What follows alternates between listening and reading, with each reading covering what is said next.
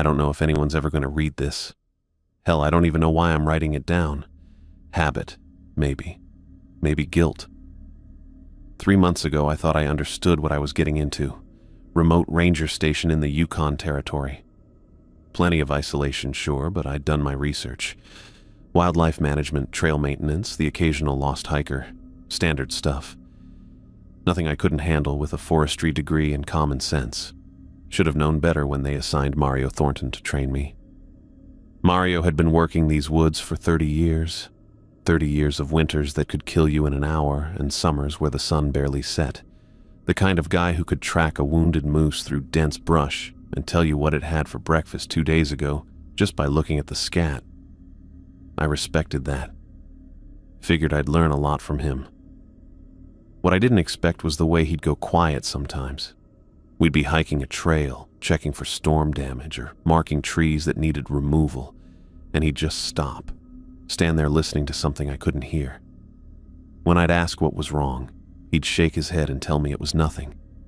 But his eyes would scan the tree line like he was looking for something specific. The training went fine, mostly. Mario knew his stuff, and he was good at explaining the practical side of the job. Radio protocols, supply schedules, what to do if someone got hurt and the nearest hospital was 200 miles away. He showed me the best spots to watch for poachers and which trails got washed out every spring. Useful information. But there were other things. Little comments that didn't quite fit. He'd point out certain areas on the map and tell me to avoid them during specific times. Not because of wildlife activity or unstable terrain, just avoid them. When I asked why, he'd change the subject. The whole thing felt off, but I figured every old-timer had their quirks. Maybe 30 years in the wilderness did that to you. Made you superstitious about things that couldn't hurt you. I was wrong about that too. Mario's last day of training was yesterday.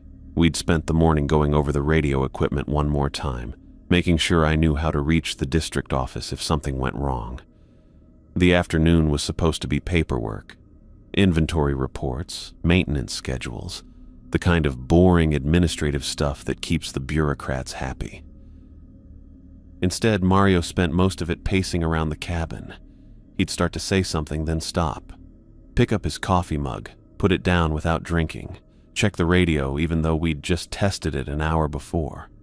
Finally, around 4 in the afternoon, he sat down across from me at the small wooden table we used for meals and paperwork, reached into his shirt pocket and pulled out a piece of paper. It was folded small and creased like he'd been carrying it around for years. The edges were soft and worn, the kind of wear you get from handling something too much. "Need to give you this," he said. His voice had that gravelly quality it got when he was being serious about something. Mario wasn't much for small talk on a good day, but this was different, more careful, like he was choosing each word.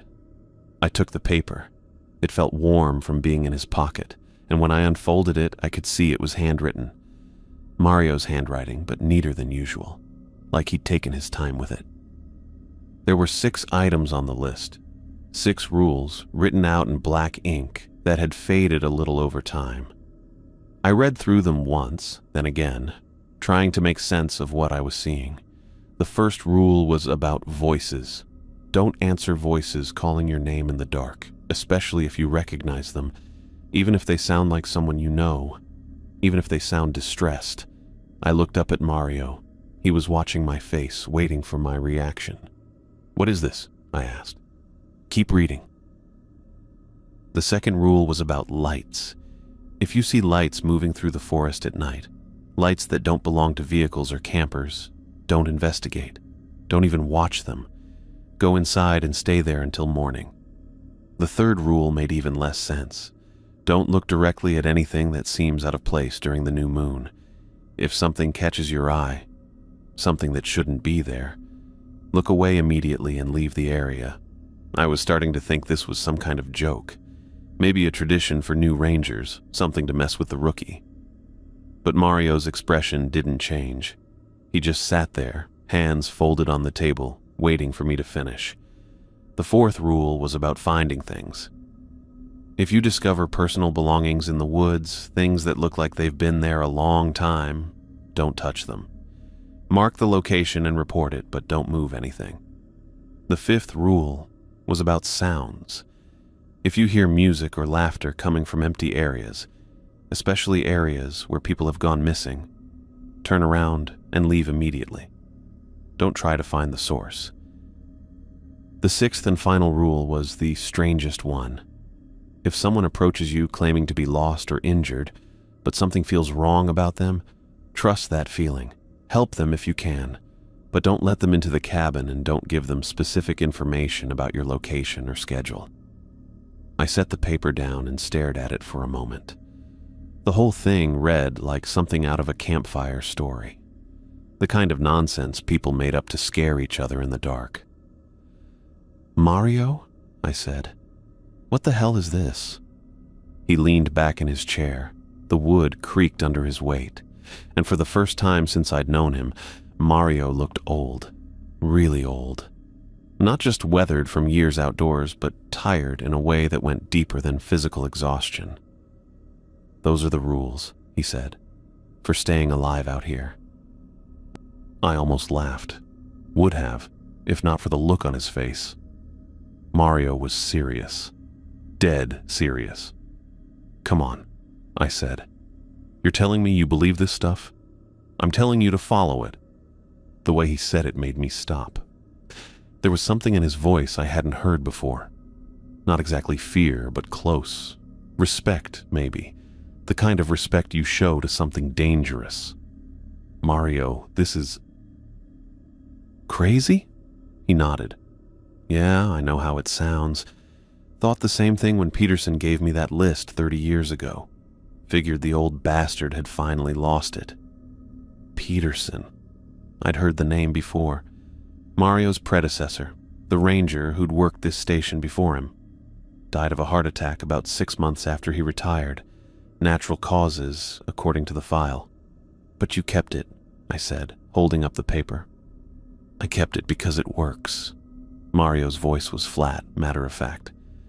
"Follow those rules, and you'll make it through your first year. Maybe longer." I looked at the list again.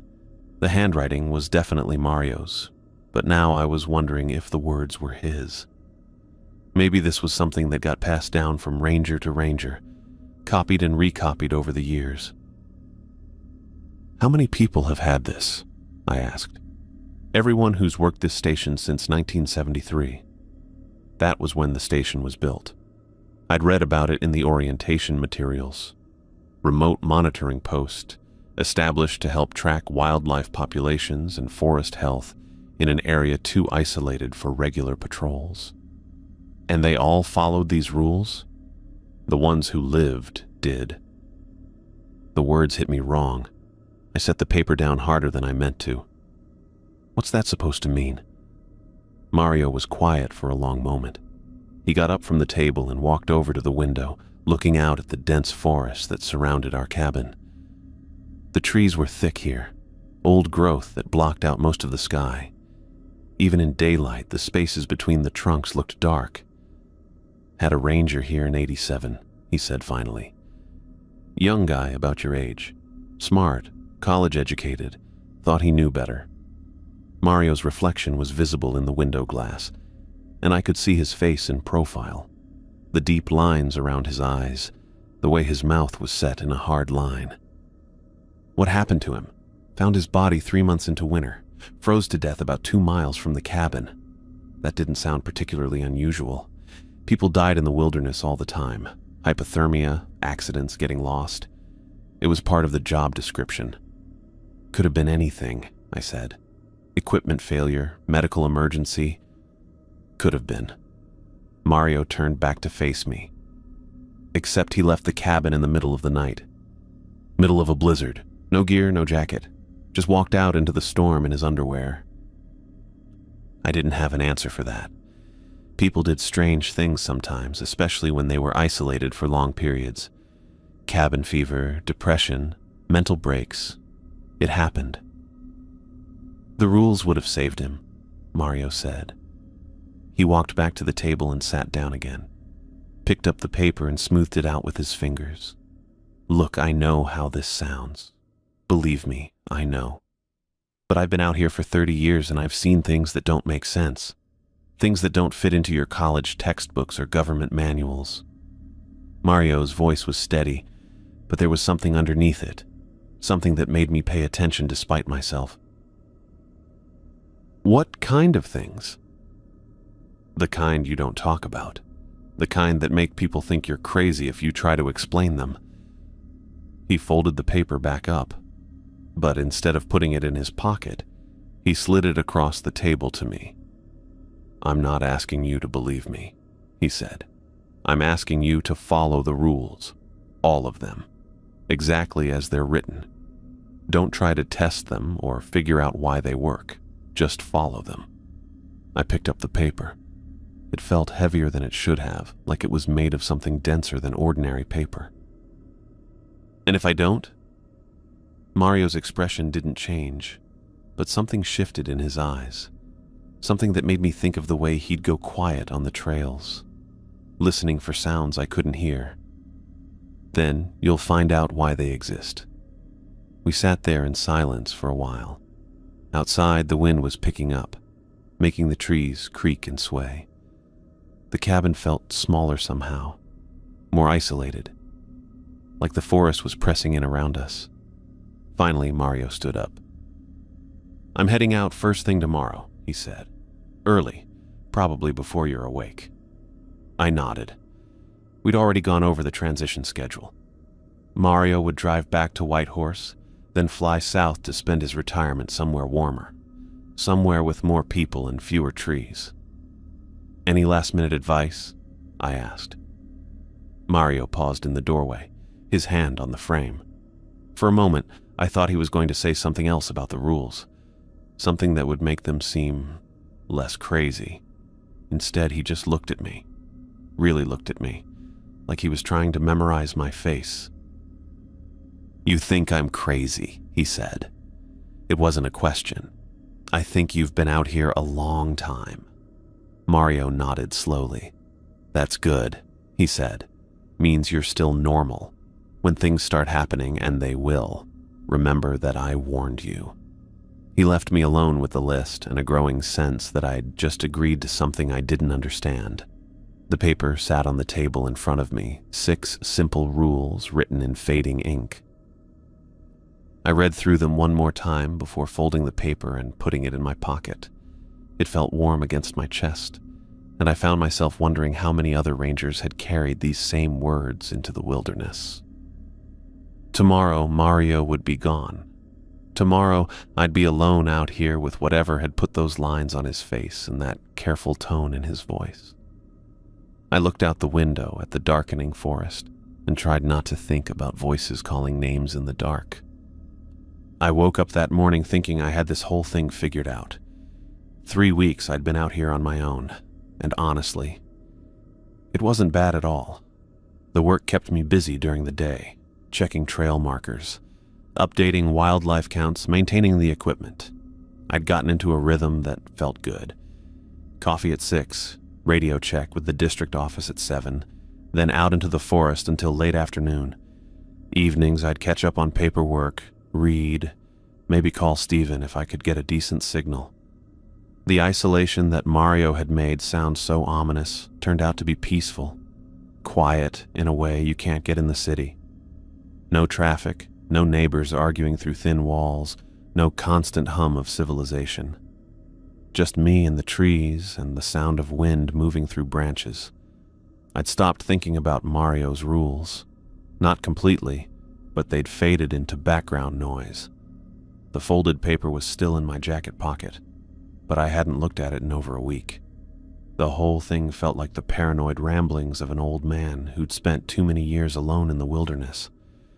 30 years out here would make anyone see things that weren't there, hear things that didn't exist. I mean, voices calling your name in the dark. Come on. That's the kind of thing your brain invents when you're isolated and stressed, and the rest of the rules weren't much better. Don't look at lights in the forest. Don't touch old belongings. Don't let suspicious people into the cabin. It all sounded like campfire stories designed to spook the new guy. The work itself was exactly what I'd expected when I applied for the position. Standard ranger duties. I'd tracked a family of black bears that had been getting too comfortable near the main hiking trail, relocated them deeper into the forest without incident, fixed 3 damaged trail markers where winter weather had knocked them loose, documented a beaver dam that was backing up water near the access road. Normal stuff that matched everything I'd learned in forestry school. I was feeling pretty good about myself, actually. Competent, like I'd figured out how to handle this job without all the weird superstitions that had apparently spooked Mario into early retirement. That night started like any other. I'd spent the day checking the northern boundary markers, a long hike that took me about 8 miles out and back. My legs were tired in that good way that comes from a full day of walking, and I was looking forward to dinner and maybe getting through another chapter of the book I'd been reading. Something about sustainable forestry practices that was drier than it sounded but relevant to the work. I heated up a can of chili on the propane stove and ate it with some crackers while going over my notes from the day. Everything looked normal. Wildlife activity was typical for the season. No signs of poaching or unauthorized camping. Trails in good condition. I wrote up a brief report for the district office and set it aside to radio in the next morning. It was just past 9 when I heard my name. I was washing my bowl in the small sink, thinking about whether I had enough energy to read or if I should just go to bed early, when the voice drifted through the darkness outside. Dylan. Clear as anything, soft but distinct, coming from somewhere near the tree line, maybe 50 yards from the cabin. I stopped scrubbing the bowl and listened. The voice had sounded familiar, though I couldn't place it immediately.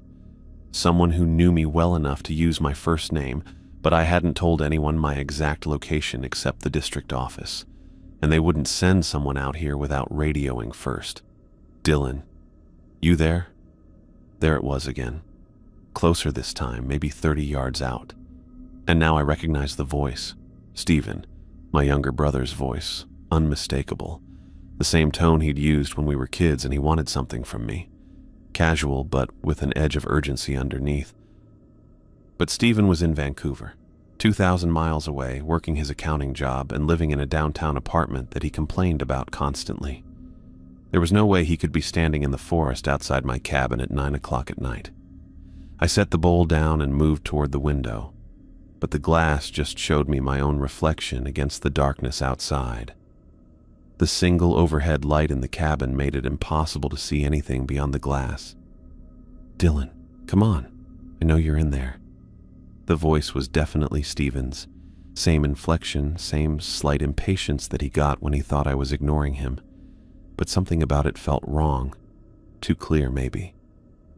Sound doesn't carry that well through forest, especially with all the trees between the cabin and wherever the voice was coming from. I found myself walking toward the door. My hand was actually reaching for the handle when Mario's words came flooding back. The first rule, the one he'd emphasized most strongly: don't answer voices calling your name in the dark, even if you recognize them. I stopped with my fingers inches from the door handle. The voice came again. More insistent now. Dylan, I'm lost out here. I need help. Lost. That made sense, sort of. Stephen could have been driving up to surprise me, gotten turned around on the access roads. They weren't well marked, and GPS was unreliable out here. It wouldn't be the first time someone had gotten confused trying to find the station. But how would he have gotten past the locked gate at the main road? And why would he be hiking through the forest instead of staying with his car? Please, Dylan. I've been walking for hours. The desperation in the voice was perfect, exactly how Stephen would sound if he was really lost and scared. My brother had never been comfortable in the wilderness. He was a city person through and through, the kind who got nervous if he couldn't see streetlights. If he was really out there alone in the dark, he'd be terrified. I took a step toward the door. Then I stopped and forced myself to think. Stephen didn't even know exactly where I was working. I'd told him I'd gotten a ranger position in Yukon territory, but I hadn't given him specific coordinates or directions to the station. Hell, I'd barely figured out how to find this place myself when I first arrived. And Stephen would have called first. He wasn't the type to just show up unannounced, especially not after a 2,000-mile drive through wilderness he didn't understand. "Dylan, why won't you answer me? I can see the light in your cabin." The voice was getting angry now, frustrated, and that sounded like Stephen too. He'd always had a short temper when things didn't go his way, but the more I listened, the more something felt off about it.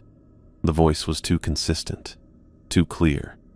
Real voices change when people are tired or stressed or walking through rough terrain. They get hoarse or breathless or strained. This voice sounded exactly the same each time, like a recording played at different volumes. I stepped away from the door. Instead of opening it, I reached for the light switch and turned off the cabin's overhead light. The room went dark, and suddenly I could see out the windows. The forest looked empty, just the pale shapes of tree trunks in the moonlight and the dark spaces between them where anything could be hiding. I couldn't see anyone moving out there, but that didn't mean much. The trees provided plenty of cover. "Dylan, please, I'm hurt." Now the voice claimed injury. Of course it did. The perfect escalation to make me feel guilty for not responding. Stephen hurt and alone in the forest while I stood safe in my cabin, too paranoid to help my own brother. Except it wasn't my brother. I was sure of that now. Not because of anything logical I could point to, but because something deep in my gut was screaming that this was wrong. The voice was too perfect, too precisely calibrated to get an emotional response from me. Real people don't sound like that when they're lost and scared and hurt. I sat down in one of the cabin's 2 chairs and waited. "Dylan, I know you can hear me. Why won't you help me?" The voice had moved. Now it was coming from the other side of the cabin, near the back window, which meant whatever was making that sound had circled around the building while I was standing in the dark. Stephen would have just walked up to the front door and knocked. He wouldn't be skulking around in the trees playing games. "Please, Dylan, I'm bleeding. I fell and I think I broke something." The desperation was ramping up. More emotion, more urgency. But underneath it, I was starting to hear something else. A kind of artificial quality, like the voice was being projected rather than spoken naturally.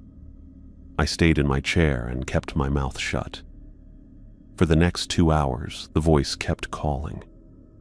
Sometimes it was pleading, begging me to come outside and help. Sometimes it was angry, demanding to know why I was ignoring my own brother. Sometimes it was sobbing, claiming to be dying alone in the cold. The emotional range was incredible. Perfect, really.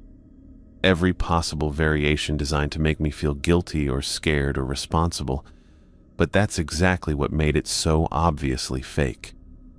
Real people don't cycle through emotions like that. Real people get tired or give up or find some other solution. This thing just kept going, relentless and patient and completely inhuman in its persistence. Around midnight, the voice changed tactics. "I know you're scared, Dylan. I know someone told you not to trust voices in the dark, but it's really me. Ask me something only Stephen would know." That was clever and terrifying, because it meant whatever was out there had been listening to my thoughts, or at least guessing them accurately. But I didn't say anything, didn't ask any questions, because I was pretty sure that whatever was calling my name could answer them correctly. It had Stephen's voice down perfectly. It probably had access to Stephen's memories too, somehow. The voice kept trying different approaches. It claimed to be injured in increasingly creative ways. It got angry and accused me of being a coward. It sobbed and pleaded and bargained. Around 2 a.m, it started getting really creative. "Dylan, there's something following me out here. Something in the trees. Please let me in." Now it was trying to flip the script. Instead of being the thing I should be afraid of, it was claiming to be afraid of something else. trying to position itself as the victim that needed protection. I almost laughed. Almost. But there was something so calculating about the approach that it killed any urge to find it funny. This thing was intelligent. It was studying my responses, or lack of responses, and adapting its strategy accordingly. That was a lot more disturbing than simple mimicry. "It's getting closer, Dylan. Please, I don't want to die out here." The fear in the voice was perfect, absolutely convincing. If I hadn't already figured out what was happening, I might have believed it, but I stayed in my chair and waited for dawn. The voice kept calling until the sky started getting light around 6. Then it just stopped. No final plea, no dramatic exit. One moment it was there, the next it was gone. I waited another hour before I got up and looked out the windows. The forest looked normal, peaceful even, just trees and snow and the kind of quiet you only get in deep wilderness. But I needed to be sure. I put on my boots and jacket and went outside to check the snow around the cabin. If someone had really been walking around out there for hours, there would be tracks. Lots of them. The snow was completely undisturbed. No footprints anywhere near the cabin. No sign that anyone had been walking through the forest, circling the building, moving from spot to spot while the voice called my name. I walked a complete perimeter around the cabin, then expanded my search out to the tree line. Nothing. The snow showed rabbit tracks, some bird prints, the trail I'd made coming back from yesterday's patrol, but no human footprints anywhere. Whatever had been calling my name all night, it hadn't been walking on the ground. I went back inside and made coffee with hands that were shaking just a little bit. Then I sat down at the table and pulled Mario's list out of my pocket. Rule number 1. Don't answer voices calling your name in the dark, even if you recognize them. I read it 3 times, thinking about how close I'd come to opening that door, how my hand had actually reached for the handle before Mario's warning stopped me. The old ranger hadn't been paranoid or crazy. He'd been trying to keep me alive. I folded the paper carefully and put it back in my pocket. This time, I wasn't going to forget about it. This time I was going to take every single rule seriously, because now I knew that whatever had written those rules was still out there in the forest, still calling names in the dark, still waiting for someone stupid enough to answer. I sat there drinking my coffee and watching the sunrise through the cabin window. The forest looked beautiful and peaceful, but I wasn't fooled anymore. Something was out there, something that knew my name and my brother's voice and exactly which emotional buttons to push. And now it knew I was here. 2 weeks went by without anything else happening. I'd started to think maybe whatever had called to me that night was a one-time thing. Maybe it had moved on to bother someone else, or maybe it just got bored when I didn't take the bait. I should have known better. The evening patrol had become part of my routine. Every day around 4:30, I'd grab my pack and head out to check the northern boundary markers. It was a good 3-mile loop that took me through some of the denser sections of forest, past the old logging road that hadn't been used in probably 15 years, and along the creek that ran down from the mountains. Mario had shown me the route during training, though he'd never mentioned anything unusual about it. Just standard boundary maintenance, he'd said. Keep an eye out for poachers, check for damaged markers, make sure nobody was setting up illegal camps. That particular evening was colder than it had been. The snow crunched under my boots with that sharp sound you only get when the temperature drops below 0. My breath came out in white puffs that hung in the still air for a few seconds before disappearing. The sun was already getting low, casting long shadows between the trees. I'd need to keep a good pace if I wanted to finish the loop before full dark. I was about 2 miles into the patrol, just past the old logging road when I saw them. At first I thought it was just sunlight reflecting off ice. You see that sometimes in winter, the way light catches on frozen branches or icicles and throws these bright flashes through the forest. But this was different. The light was coming from too deep in the woods, and it was the wrong color. Instead of the warm orange glow of late afternoon sun, this was blue-white, cold and electric. I stopped walking and squinted into the trees. The light flickered, disappeared for a second, then came back stronger. It pulsed like a heartbeat, dim, then bright, then dim again. And it was moving, not moving like a flashlight beam sweeping back and forth, moving like it was alive, like it was floating between the trees, weaving through the forest with purpose. The glow would brighten around one tree, then fade and reappear 20 feet away around another one. Sometimes it split into two separate lights, then merged back together. Sometimes it stretched out long and thin like a ribbon before contracting back into a single point. I'd never seen anything like it. My first thought was that someone was back there with some kind of equipment. Maybe researchers studying something, or kids playing around with glow sticks or LED lights. But we were miles from the nearest road, and the snow was knee-deep in places. Nobody would hike that far into the forest just to mess around with lights. And besides, the way the light moved didn't look like anything man-made. It flowed too smoothly, changed direction too quickly. It looked organic somehow, like bioluminescence you'd see in deep ocean creatures.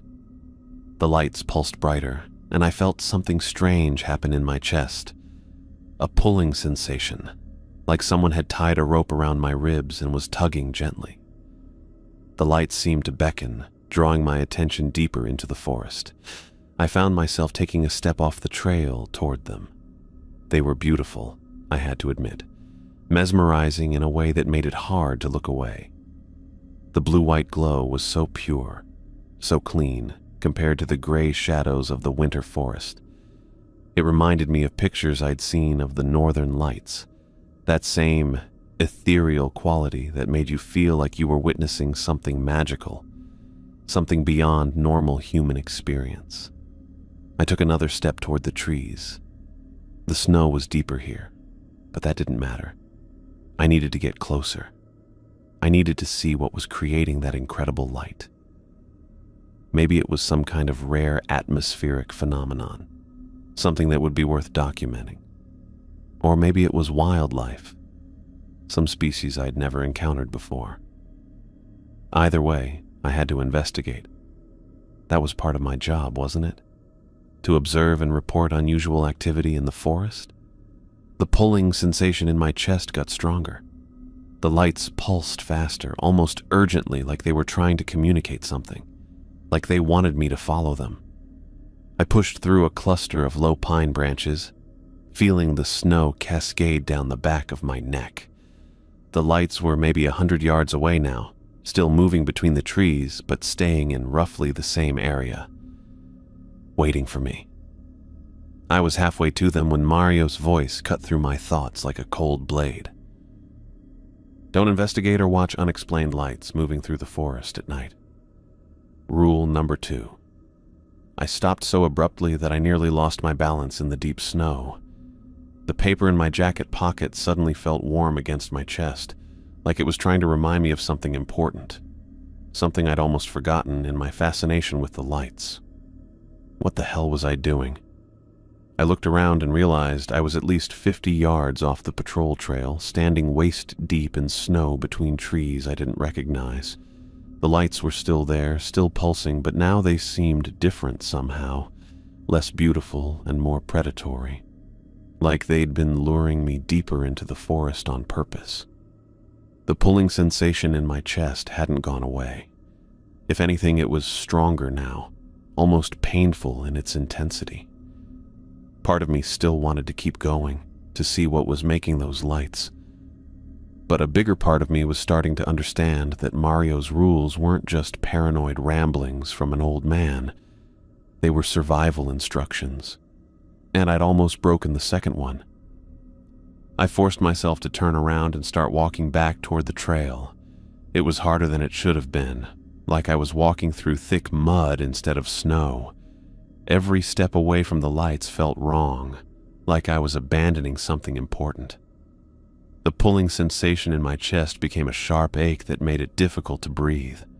Behind me, the lights pulsed brighter. I could see the glow reflecting off the snow around my feet, casting blue-white shadows between the trees. They were following me. I didn't look back.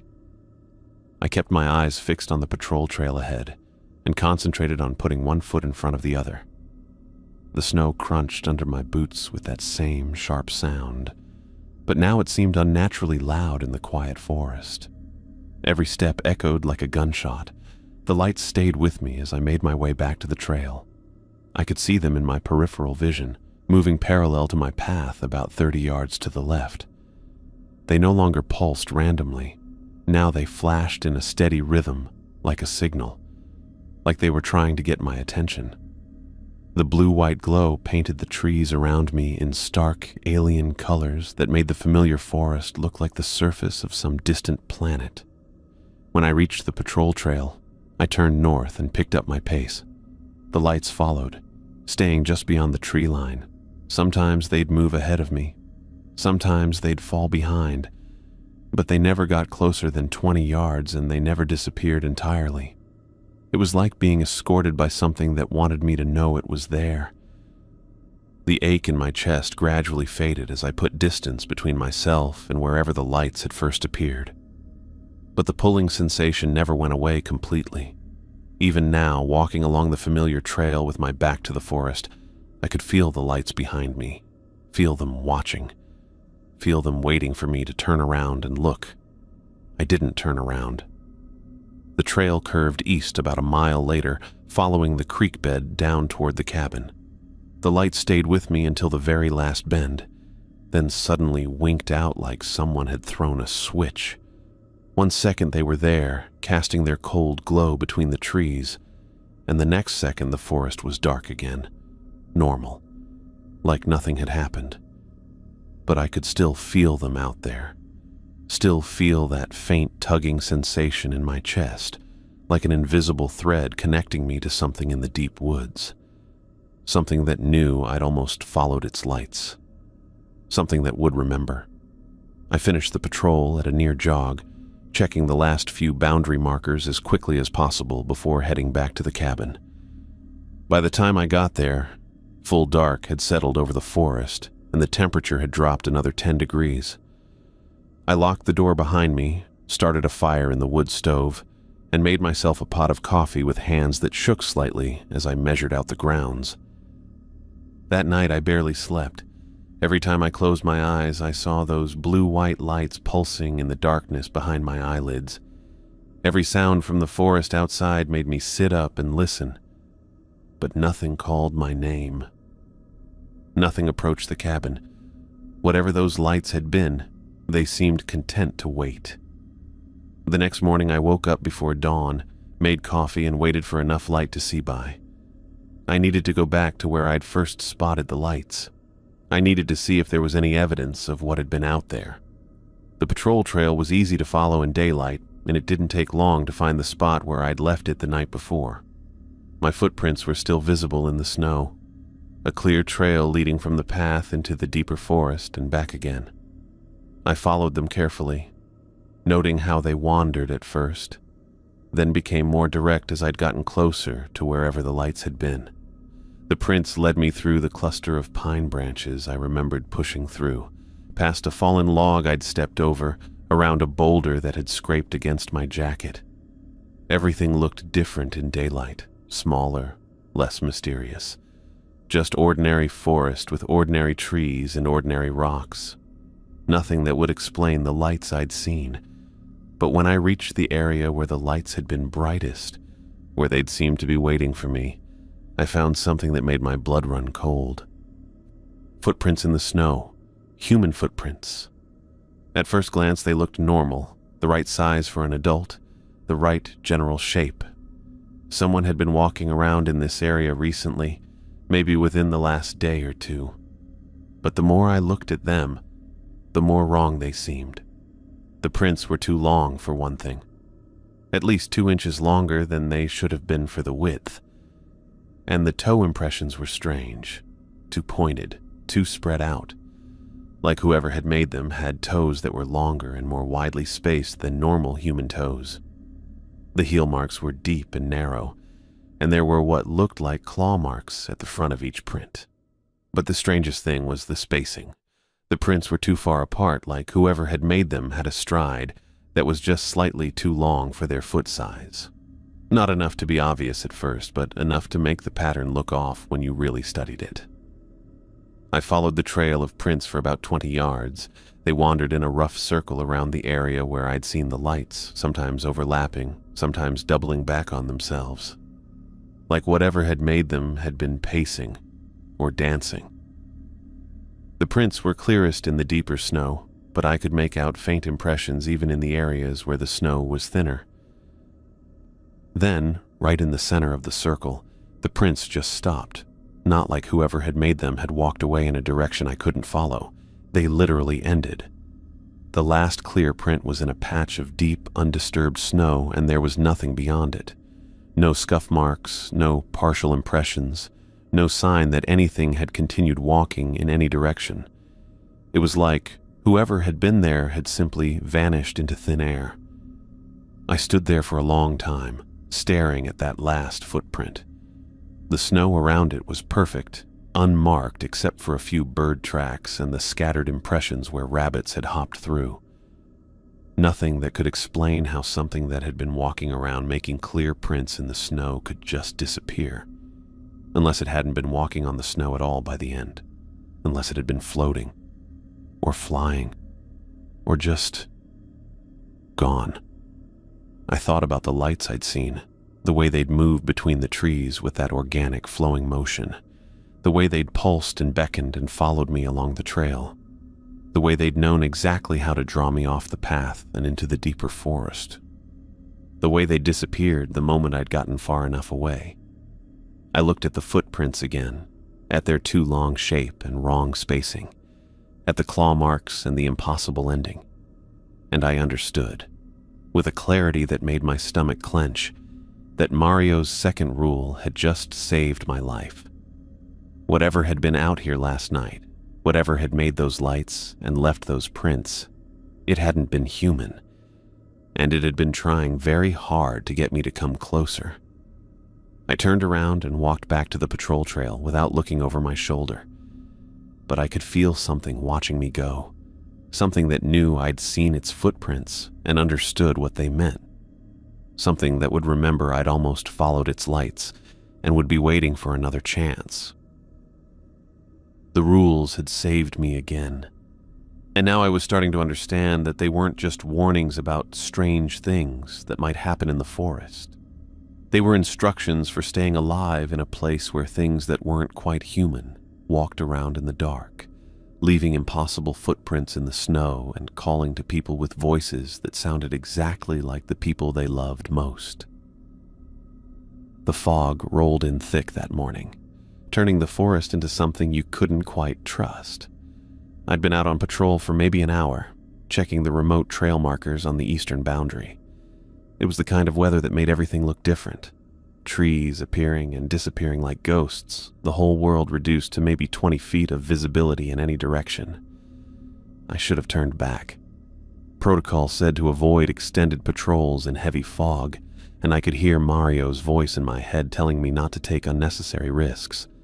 But I'd been cooped up in the cabin for 3 days straight while a storm system moved through, and I needed to get out. Needed to feel like I was doing the job I'd been hired for. Not just sitting around thinking about voices in the dark and lights that moved between trees. The temperature had dropped to maybe 15 below, and my breath came out in thick clouds that mixed with the fog and made visibility even worse. Every step crunched loud in the snow, and the sound seemed to get swallowed up immediately, like the fog was eating it. I'd been following the trail markers, checking each one to make sure they were still secure after the storm, when I saw something that made me stop walking. There was a figure in the clearing ahead. At first I thought it was just another tree, or maybe a shadow playing tricks in the fog. But as I stood there squinting through the gray, I could make out the shape more clearly. It was small. Too small to be an adult, and it was standing perfectly still in the middle of the clearing, maybe 40 yards away from where I'd stopped. My first thought was that some kid had gotten lost, maybe wandered away from a camping family, though what kind of parents would bring a child out here in weather like this was beyond me. The nearest road was 12 miles away, and there weren't any cabins or hunting lodges in this section of the forest. But there it was. Definitely a child, standing there in what looked like a bright red winter coat. I took a few steps forward, trying to get a better look. The fog shifted and swirled, sometimes blocking my view completely, then clearing just enough to show me that small figure again. It hadn't moved, not even a little, just standing there in the snow like it was waiting for something. "Hey," I called out. "You okay over there?" My voice echoed weird in the fog, flatter than it should have been. The figure didn't respond, didn't turn toward me or wave or give any sign that it had heard me at all. It just kept standing there, perfectly still. I started walking toward it, my boots crunching through the snow. Every instinct I had was telling me to hurry, to get to that kid and figure out what the hell was going on. A child standing alone in the middle of nowhere, in fog this thick, in temperatures that could kill you if you weren't dressed right. This was exactly the kind of emergency situation I'd been trained for. But something made me slow down when I got maybe 20 yards closer. Something about the way the figure was standing, too still, too perfect, like a statue. That's when Mario's rules came back to me. Rule number 3, don't look directly at out-of-place objects during new moons. I stopped walking and pulled out my phone to check the date. My hands were shaking a little, whether from cold or something else I wasn't sure. The screen lit up and showed me what I already suspected. We were 3 days past the new moon.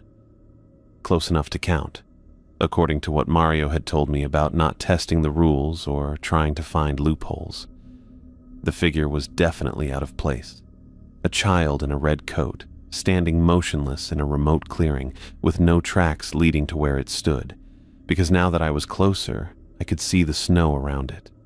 Pristine, undisturbed, like the figure had just appeared there without walking through the snow to get there. I backed up a few steps and reached for my radio. My hands were definitely shaking now, and it took me 2 tries to get the right channel. "Base, this is Wallace. I've got a situation on the Eastern Boundary Trail." Static crackled for a few seconds before Catherine's voice came through. "Go ahead, Wallace. I've got what appears to be a lost child in the clearing near Marker 17. Requesting backup and search and rescue coordination." "Copy that. Can you confirm the child's condition?" I looked toward the figure again. Still hadn't moved. Still standing in that exact same position like it had been frozen there. "Negative on condition assessment. Subject is approximately 40 yards away and not responding to verbal contact. Visibility is severely limited due to fog." "Understood. Maintain visual contact but do not approach until backup arrives. ETA approximately 90 minutes. Copy." I clipped the radio back to my belt and settled in to wait. 90 minutes was a long time to stand in fog this thick, in cold this bitter. But I wasn't about to leave a child out here alone. Even if something about the whole situation felt wrong in ways I couldn't quite put my finger on. The fog kept shifting, sometimes giving me a clear view of the figure, sometimes blocking it completely. But every time the fog cleared enough for me to see, the child was in exactly the same position. Same posture, same angle, like it hadn't moved so much as an inch in all the time I'd been watching. I started timing it.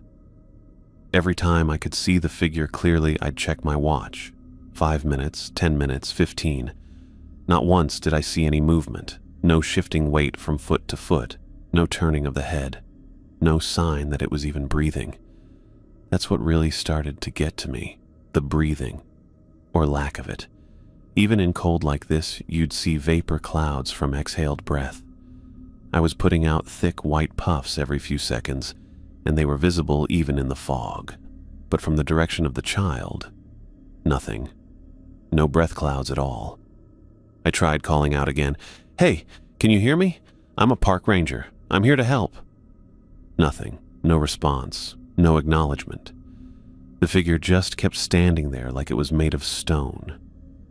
By the time I'd been watching for 30 minutes, I was starting to understand that whatever I was looking at, it probably wasn't a lost child.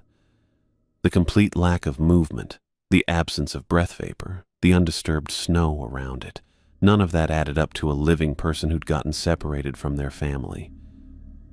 But it looked like a child.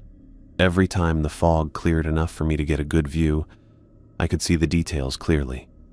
Small frame, maybe 8 years old. Red winter coat with a hood, dark pants, boots. If I hadn't been paying attention to all the things that were wrong about the situation, I would have sworn it was just a scared kid who needed help.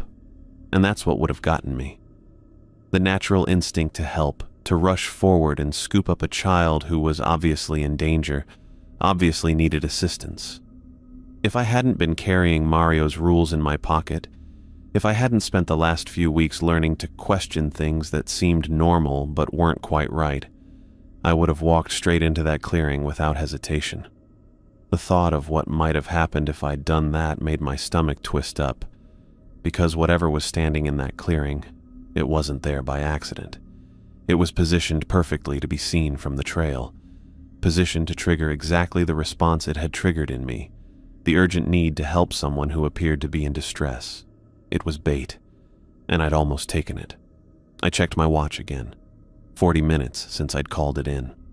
The fog was getting thicker, if that was possible, and I was losing visual contact more frequently. Sometimes I'd go 5 or 10 minutes without being able to see the figure at all. Then the fog would shift, and there it would be again. Same position. Same perfect stillness. My radio crackled. "Wallace, this is base. What's your current status?" Still maintaining visual contact intermittently. Subject has not moved from original position. "Copy that. Be advised that weather conditions are deteriorating rapidly. If visibility drops below safe levels, you are authorized to return to base and will resume search efforts when conditions improve." I was about to respond when the fog thickened suddenly, like someone had drawn a curtain across the clearing. 1 second, I could see the figure clearly. The next second, I couldn't see more than 10 feet in any direction. The whole world went gray and white and empty. I waited, checked my watch. The fog stayed thick for maybe 3 minutes, which was longer than the usual shifts I'd been seeing. When it finally started to clear, I focused on the spot where the figure had been standing. Nothing. The clearing was empty. Just undisturbed snow and a few scattered pine trees emerging from the fog like they'd always been there. No red coat, no small figure, no sign that anything had ever been standing in that spot. I waited another few minutes, thinking maybe the fog was still playing tricks on my eyes. But as visibility improved, it became clear that whatever I'd been watching for the last 45 minutes had simply vanished. I walked to the edge of the clearing, staying on the packed trail, and looked at the snow where the figure had been standing, smooth and white and untouched. No footprints leading in or out, no depressions where someone might have been standing. No sign that anything had disturbed the snow at all. My radio crackled again. "Wallace, what's your status?" I looked at the empty clearing one more time, then keyed the radio. "Base. This is Wallace. The subject is no longer visible. I'm going to do a perimeter search and then return to base. Copy that. Report back when you're clear of the area." I did a quick walk around the clearing's edge, staying on solid ground and checking for any tracks or signs. Found nothing. Whatever had been standing there had left no more trace of its presence than the lights in the forest or the voice that had called my name in the dark. The fog was starting to lift as I headed back toward the cabin, and I could feel something watching me from the trees. Not threatening exactly, more like curious. Like something was trying to figure out why I hadn't taken the bait it had offered. I pulled Mario's list out of my pocket and read rule number 3 again. Don't look directly at out-of-place objects during new moons. I'd followed the rule, mostly. I'd looked at the figure, but I hadn't approached it. Hadn't touched it. hadn't let my natural helping instincts override the warning Mario had left for me. And because of that, I was walking back to my cabin instead of disappearing into the fog like God knows how many other people who'd seen a child in distress and done exactly what any decent person would do. The rules weren't just protecting me from the things in the forest. They were protecting me from myself, from the parts of human nature that made us want to help, to investigate, to reach out to others who seemed to need assistance. Those instincts were good in the normal world. Out here, they'd get you killed. I radioed base to confirm I was clear of the area, then walked the rest of the way back in silence. The fog was lifting completely now, and I could see the forest clearly for the first time all morning. It looked normal, peaceful even, like nothing strange had ever happened there at all. The trail looked the same as always when I started my patrol that morning.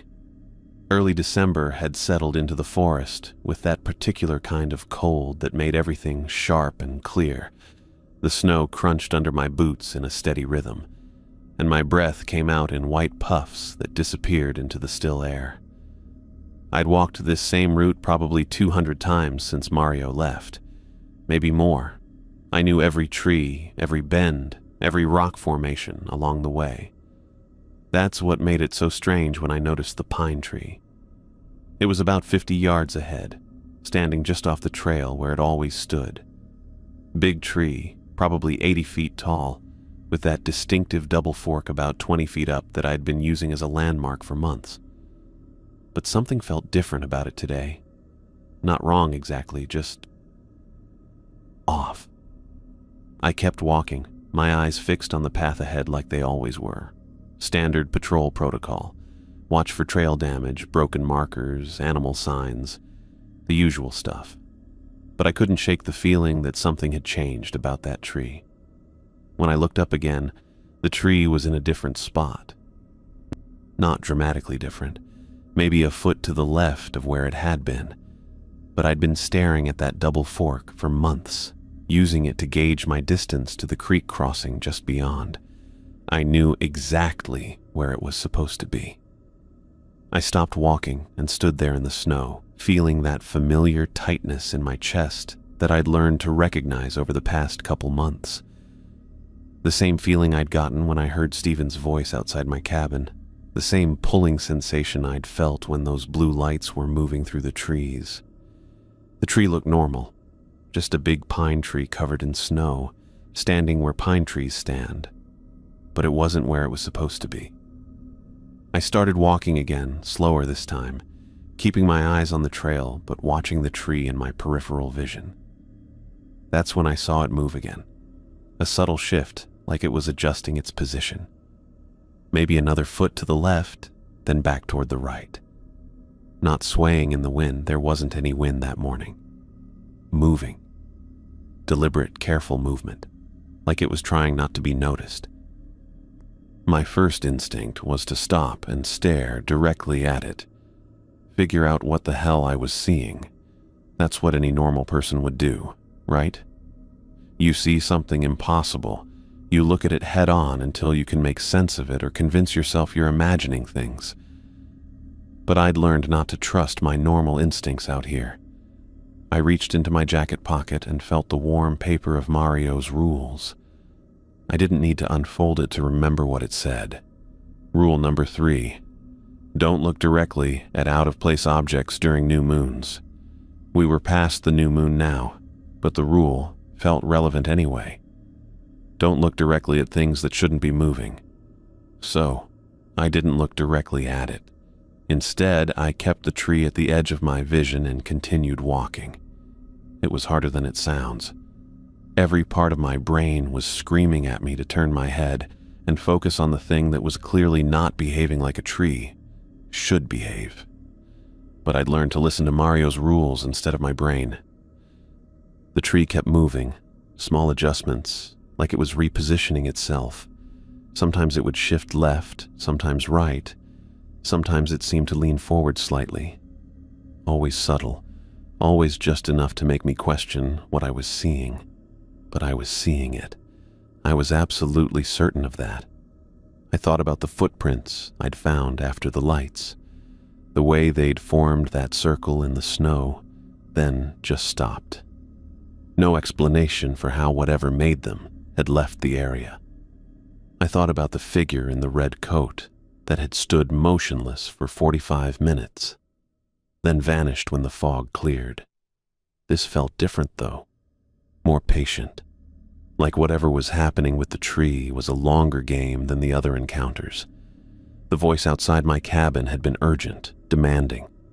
The lights had been actively trying to lure me off the trail. The figure had been positioned to trigger my rescue instincts immediately. This was subtler, more careful. I was maybe 30 yards away from the tree now, still walking at my normal pace, still keeping it in my peripheral vision, still watching it make those small, deliberate movements. That's when I realized what it was doing. It was trying to get me to look directly at it. Each movement was calculated to catch my attention, to make me turn my head and focus. It was like watching someone wave at you from across the street. Your natural response is to look right at them, make eye contact, acknowledge what you're seeing. But I kept my eyes on the trail and let the tree stay at the edge of my vision. The movements became more pronounced, not dramatic, but more frequent. A lean to the left, then back to center. A slight rotation, like it was turning to face me as I approached, still subtle enough that I could convince myself I was imagining it if I wanted to. But I wasn't imagining it. 20 yards away now. The tree was definitely bigger than I'd thought. Taller, thicker around the trunk. The double fork looked different too, more angular somehow. Like the branches had rearranged themselves into a shape that was almost familiar but not quite right. I thought about what Mario had said about the rules, how they weren't suggestions or guidelines but survival instructions. How the ranger who'd ignored them in '87 had been found dead 2 miles from the cabin, wearing nothing but underwear in a blizzard. What would happen if I looked directly at the tree? What was it waiting for me to see? I didn't want to find out. 10 yards away. The tree was moving more obviously now, like it was getting impatient. The trunk seemed to twist slightly, and I could swear the bark was shifting patterns. But I kept my focus on the trail, on the packed snow under my boots, on anything except the thing that was pretending to be a tree 50 feet from the path I walked every day. I passed it, kept walking, kept my eyes forward, kept the tree at the very edge of my peripheral vision as it fell behind me. I could feel it watching me go, could sense its attention like a weight on my back. Then, gradually, the feeling faded. I walked another 100 yards before I allowed myself to glance back.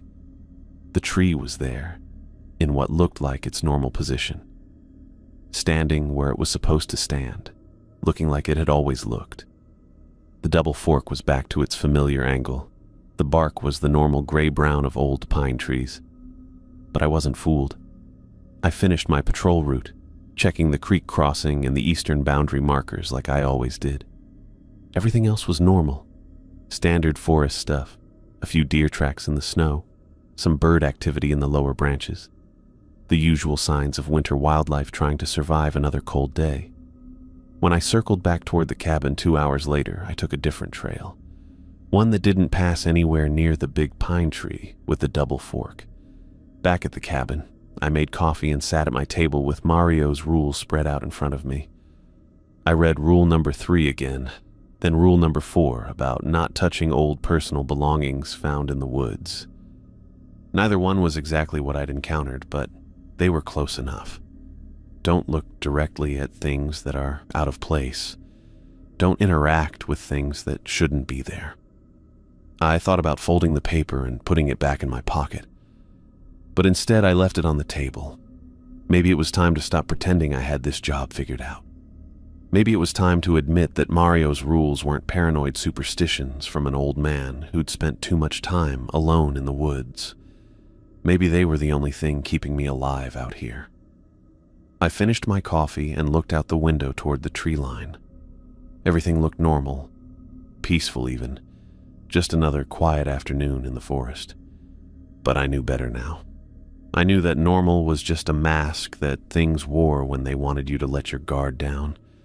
And I knew that somewhere out there, a tree that wasn't really a tree was waiting for the next person to walk down that trail and make the mistake of looking directly at it. I wasn't going to be that person. I'd been working late again. The paperwork never seemed to end. Patrol logs, equipment inventories, maintenance reports that needed filing with the district office. My coffee had gone cold hours ago, but I kept drinking it anyway. The bitter taste helped me stay focused on the columns of numbers and dates that blurred together after staring at them too long. The computer screen cast a blue glow across the cabin's main room. Outside the windows, everything was black. No moon tonight, just the kind of deep winter darkness that made you forget there was a world beyond the tree line. I'd gotten used to the isolation, mostly. 3 months of living alone in the forest changes your relationship with silence. You learn to appreciate it instead of fighting it. I was updating the radio battery inventory when I heard it. Soft whistling drifted through the night air. The melody was unlike anything I'd ever heard before, hauntingly beautiful, with notes that seemed to hang in the cold air longer than they should. It rose and fell in patterns that felt familiar, but wrong, like a half-remembered song from childhood that you couldn't quite place. The sound made something in my chest tighten, not the warning tension I'd learned to recognize when the forest was trying to kill me. This was different. This was pleasant, inviting. The melody wrapped around my thoughts and made me want to hear more of it. I stopped typing and tilted my head toward the window. The whistling seemed to come from directly outside, maybe 20 feet from the cabin, close enough that whoever was making it had to be standing right at the edge of the clearing. But that didn't make sense. Nobody should be out there.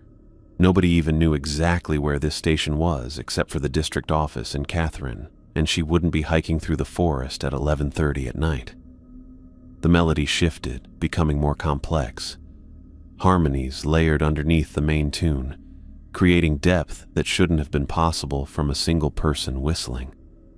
It was the kind of music that made you think of summer evenings and fireflies, of being a kid again and feeling safe in your own backyard. Beautiful didn't begin to cover it. This was the most gorgeous sound I'd ever heard. I found myself pushing back from the desk. My legs moved without me deciding to move them. 3 steps toward the window, then 4. The whistling continued, and I wanted to get closer to it. Needed to get closer. Whoever was making this music, I had to see them. Had to thank them for bringing something so perfect into this cold, empty place. My hand reached for the window latch. That's when Mario's voice cut through the melody in my head. Rule number 5. The words came back to me like a slap of cold water. Immediately leave areas where music or laughter comes from empty spaces where people have gone missing. I jerked my hand back from the window. The whistling continued, but now it sounded different. Still beautiful, but wrong. Like honey poured over broken glass. The melody that had seemed so welcoming 30 seconds ago now felt hungry. Patient. It had been waiting for me to open that window, or maybe step outside to find its source. My heart started hammering. How long had I been walking toward the sound? How close had I come to opening that latch and sticking my head out into the night? The beautiful music kept playing, but I backed away from the window until my legs hit the desk chair. The district files. I'd read them during my first week, going through decades of incident reports to understand what kind of emergencies I might face. 7 people had gone missing in this area over the past 20 years. Hikers, mostly. A few hunters. They'd vanished without leaving tracks, without leaving gear behind, without leaving anything that would help explain where they had gone. The search teams had found nothing, not even bodies, empty spaces where people have gone missing. I shut down the computer without saving my work. The screen went black, and suddenly the cabin felt smaller, more vulnerable. The whistling continued outside, circling the building now. I could track its movement by sound. from the front window to the east wall, then around to the back where my bedroom was, then to the west side near the kitchen. Whoever or whatever was making it was walking the perimeter of my home. My emergency pack sat by the door where I always kept it. Sleeping bag, 3 days of food, water purification tablets, first aid kit, extra batteries for the radio. I grabbed it and slung the straps over my shoulders. The weight felt reassuring, solid, real. The car keys were on the hook by the door. I took them down and held them tight enough that the metal edges bit into my palm. The small pain helped me think clearly. I needed to leave. Right now. Not in 5 minutes.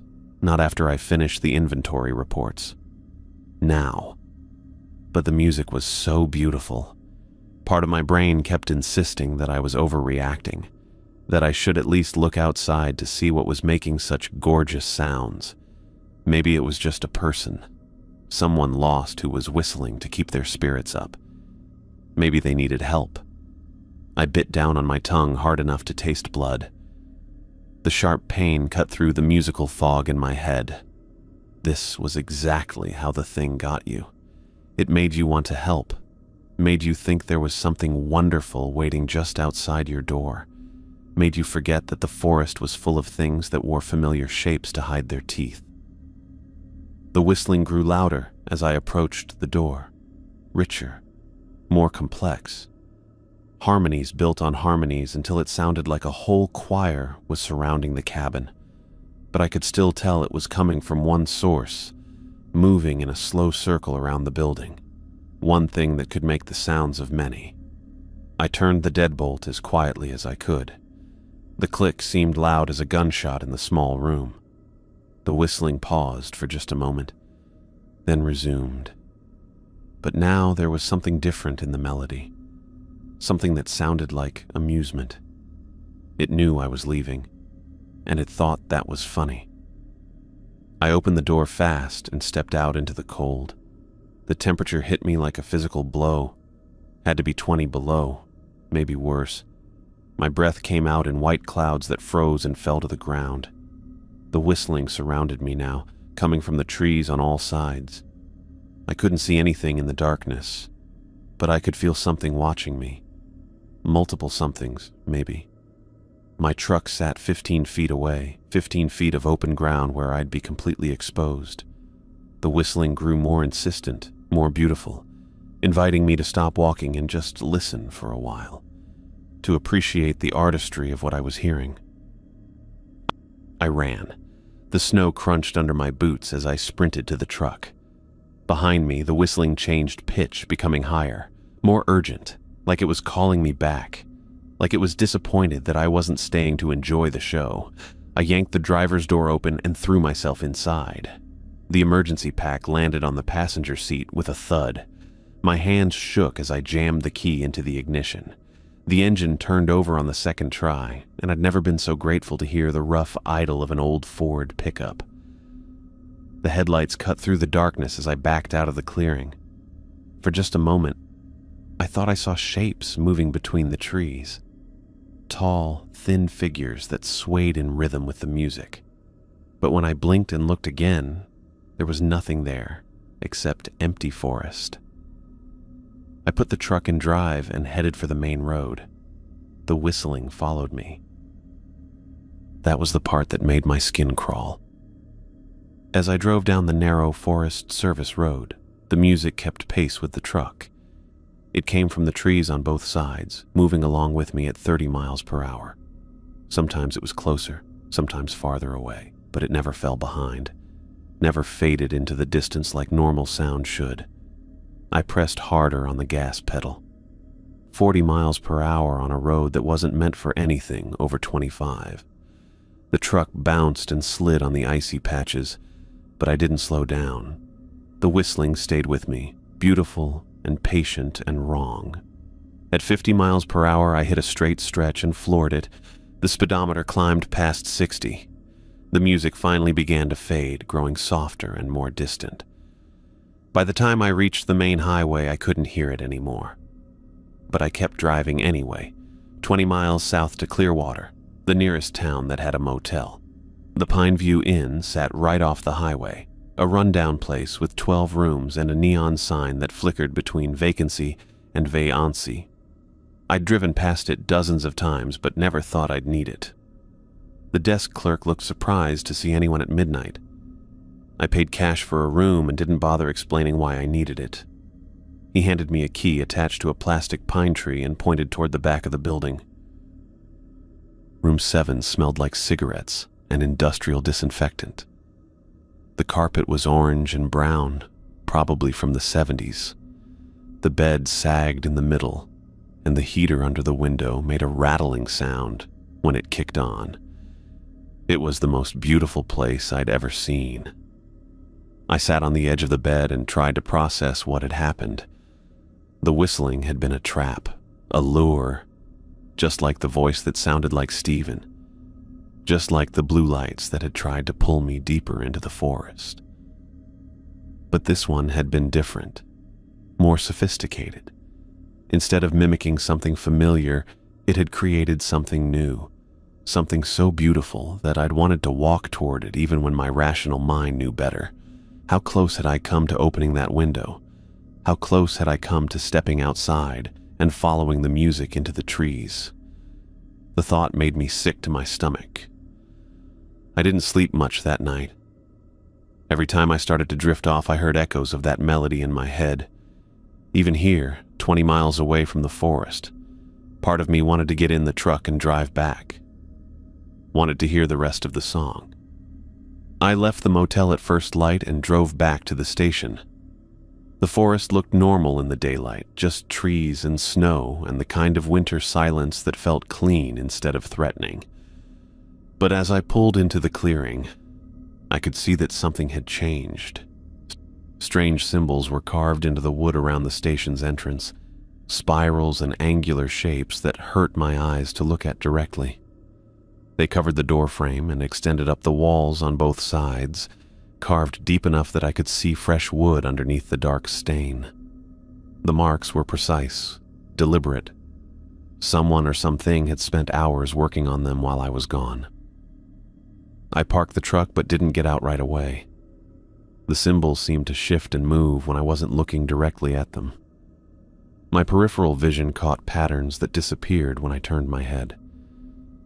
Looking at them for more than a few seconds gave me a headache that felt like ice picks behind my eyes. This was a message. A warning, maybe, or a promise. The beautiful sound had been a trap, and leaving immediately had saved me from whatever had marked my station during the night. The thing that had tried to lure me out with music had carved its signature into my home. I finally got out of the truck and approached the door carefully. The symbols were even worse up close. They seemed to writhe and twist, forming patterns that my brain couldn't quite process. I had to look away every few seconds to keep from getting dizzy. The door was still locked. Whatever had done this hadn't tried to get inside. It had just wanted me to know that it had been here, that it knew where I lived, that next time maybe I wouldn't be smart enough to run. I unlocked the door and stepped inside. Everything looked exactly as I'd left it. Computer shut down, coffee cup still sitting on the desk, papers scattered where I'd abandoned them. But the air felt different, colder, like something had been breathing in here while I was gone. The beautiful sound had been a trap, and I'd almost walked right into it. I'd been pushing deeper into the eastern sector than usual, following deer trails that wound through stands of timber I'd never explored before. The snow was knee-deep here, untouched except for animal tracks, and the silence had that particular weight that comes with isolation. I'd been walking for 3 hours, marking my route on the GPS every quarter mile, when I saw the smoke. Just a thin gray line rising above the tree line, maybe half a mile ahead.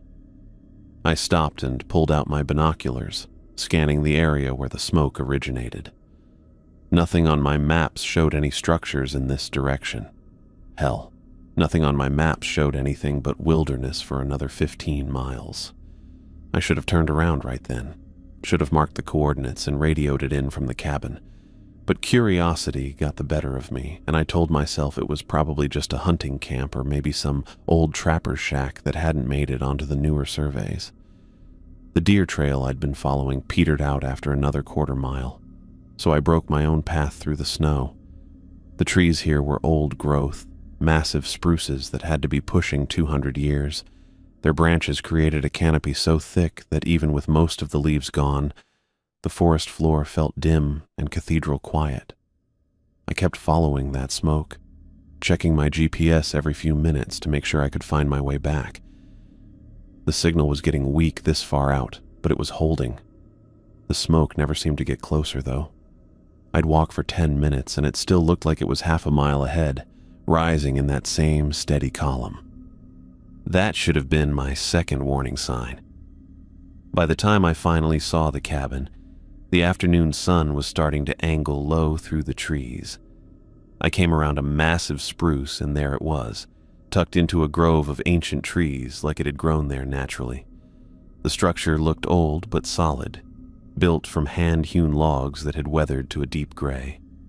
The roof was steep-pitched to shed snow, and a stone chimney rose from one end, sending up that steady stream of smoke I'd been following. Warm yellow light glowed in 2 windows, the kind of light that comes from oil lamps or candles, not electric. The whole scene looked like something from a century ago, peaceful and inviting in a way that made you want to walk up and knock on the door. I stood there for a minute, taking it in. The cabin wasn't large, maybe 20 by 30 feet, but it looked well maintained. The logs were tight, the chinking looked fresh, and the windows had actual glass, not the plastic sheeting you sometimes saw on abandoned hunting camps. Someone was clearly living here, or at least using it regularly, but that raised questions I didn't like. This was federal land, and I'd never seen any permits for structures in this area. No mention of it in any of the reports Mario had left me. No indication on any map, including the detailed survey charts that showed every outhouse and lean-to for 50 miles in any direction. I checked my GPS again. The signal was down to 1 bar, but it still showed my position. According to the coordinates, I was standing in empty wilderness. The cabin didn't exist as far as the satellites were concerned. I approached slowly, my boots crunching in the snow. The sound seemed too loud in the silence, like it might disturb whatever peace existed in this place. As I got closer, I could see more details. The door was heavy wood, painted red but faded to a rust color.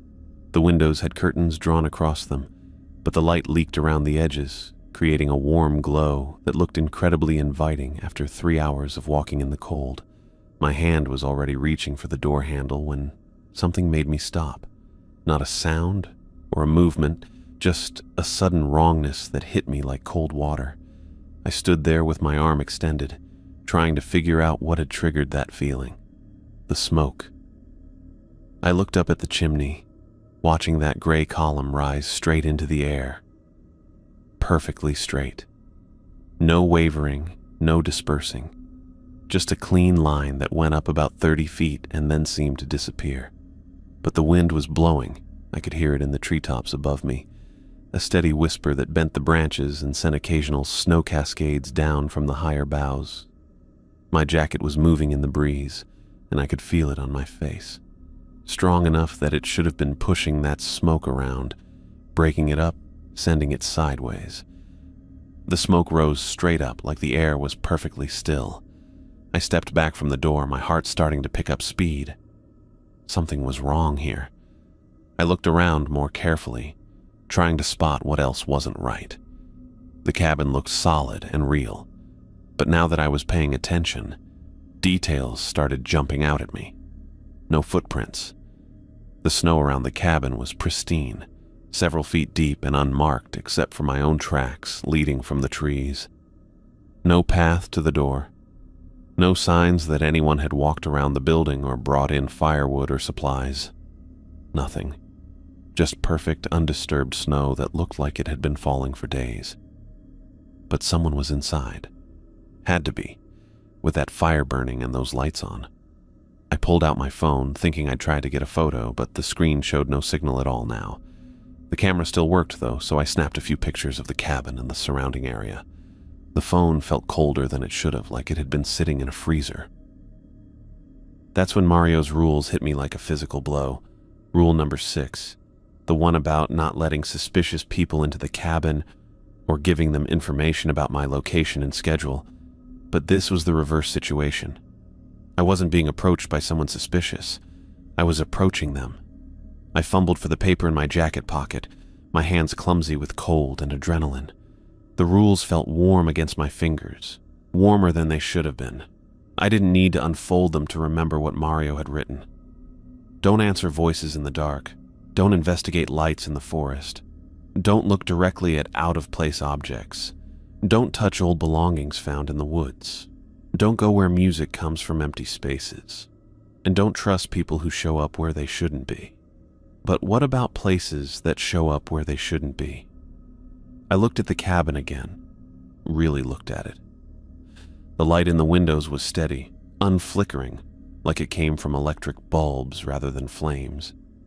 But there were no power lines out here, no way to get electricity to a structure this remote. The smoke continued its impossible straight rise, and now that I was watching for it, I realized I couldn't smell it. Wood smoke has a distinct scent, especially in cold air. It should have been obvious from 50 feet away. I couldn't smell anything at all. The afternoon sun was hitting the cabin full on, bright enough that everything else in the grove cast sharp shadows on the snow. The trees, the rocks, even my own body threw dark lines across the white ground. The cabin cast no shadow at all. I stood there staring at the empty snow where the cabin's shadow should have been, feeling my mouth go dry. The building looked solid, real enough to touch, but the sun was shining right through it like it was made of glass, or like it wasn't really there. My hand was shaking when I raised the phone to take another picture. Through the camera screen, the cabin looked exactly the same, solid, real, inviting. But when I lowered the phone and looked with my naked eyes, I could see the wrongness everywhere. No shadow, no smell, no footprints, smoke that defied physics. I needed to get out of here. Now. I started backing away slowly, keeping my eyes on the cabin. The lights in the windows seemed to pulse slightly, like whoever was inside had noticed my presence and was responding to it. The door looked like it might open at any second, and I had no idea what would come out, or what might try to invite me in. I'd made it maybe 20 feet when I heard the sound, not from the cabin, but from behind me. Footsteps in the snow, slow and deliberate, like someone was following my trail. I spun around, but the forest was empty. Just trees and shadows and the path I'd broken through the snow. But the footsteps continued. Crunch, crunch, crunch. Maintaining the same steady pace, getting closer. I looked back at the cabin. The lights in the windows were definitely pulsing now, faster and brighter. The door remained closed, but I could swear I saw movement behind the curtains. Shapes that might have been people, or might have been something else entirely. The footsteps behind me stopped. I turned around again, and this time I saw them. Footprints in the snow following my exact trail. But they weren't human prints. Too long, too narrow, with what looked like claw marks at the front. The same kind of prints I'd found in the forest after the blue lights, and they led right up to where I was standing. I looked down at my feet. The prints stopped about 3 feet behind me, like whatever was making them had been following me and then just vanished, or was still there, invisible, waiting for me to make the wrong move. My GPS beeped, a low battery warning that sounded unnaturally loud in the silence. I pulled it out and saw that the screen was flickering, the coordinates jumping around like it couldn't get a fix on my position. 1 second it showed me in the middle of wilderness. The next it showed me somewhere that didn't exist on any map. I needed to mark this location, but the GPS was useless. I pulled out my compass instead, taking a bearing on the cabin and noting the position relative to the distinctive rock formation I'd passed about a quarter-mile back. Old school navigation, the kind Mario had drilled into me during training. The compass needle was spinning.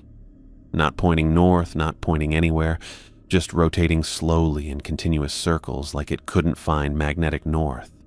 Like the normal rules of physics didn't apply in this place. That's when I understood what I was looking at. This wasn't just a cabin that shouldn't exist. This was something that existed outside the normal world entirely. Something that could appear solid and real and inviting, while casting no shadow and leaving no trace. A trap. The most sophisticated trap I'd encountered yet. I started walking backward, keeping my eyes on the cabin while feeling behind me for obstacles. The footprints in the snow had vanished, but I could still sense something following me, matching my pace step for step. The lights in the cabin windows pulsed faster, and I thought I heard something that might have been voices calling from inside. Friendly voices, welcoming voices, the kind that would invite a cold, tired ranger in for coffee and warmth. I didn't listen to what they were saying. It took me 20 minutes to back out of the grove, and the whole time I felt like I was being watched by dozens of invisible eyes. The cabin remained visible until I was almost to the tree line, and then it started to fade, becoming translucent and finally disappearing entirely, like it had never been there at all. But I knew it was still there, waiting for the next person to follow the smoke and find the warm lights in the windows. I marked the location on my hand-drawn map when I got back to an area where the GPS worked again. Not the exact coordinates, but close enough that I could find the general area and avoid it.